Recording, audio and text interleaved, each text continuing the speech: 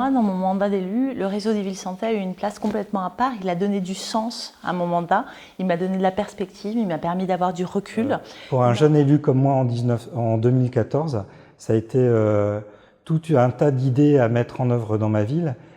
Les réseaux ont toujours un grand intérêt pour les professionnels comme moi notamment, tout simplement parce que ça permet d'échanger, de partager des expériences avec des collègues techniciens et des élus d'autres villes et d'autres EPCI du territoire.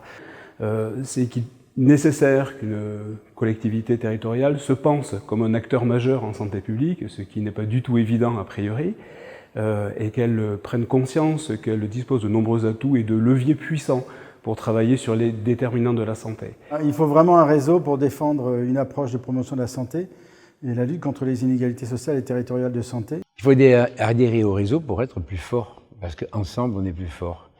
Quand on reste seul, isolé, nos politiques ne sont pas confrontés à d'autres expériences, d'autres réalités y compris, qui nous ramènent à regarder d'une autre façon le terrain sur lequel on travaille et on veut apporter une amélioration.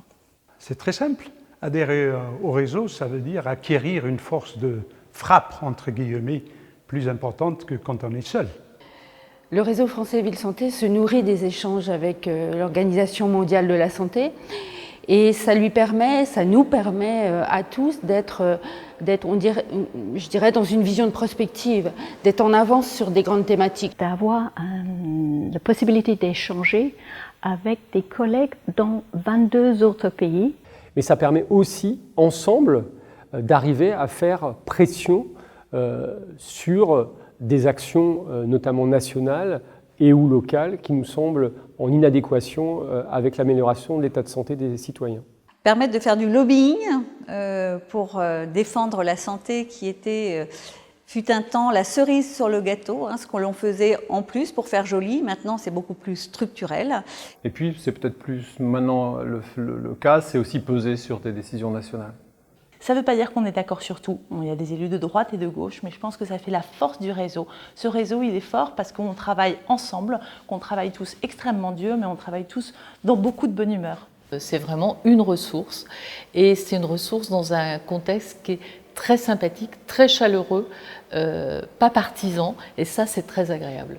Pour se remonter le moral, quand c'est un peu dur, de pouvoir aller échanger avec des collègues élus et des collègues techniciens ou techniciennes pour se sentir un petit peu moins seul. Voilà, ça donne envie de bien faire les choses et d'avancer pour une meilleure santé dans les villes.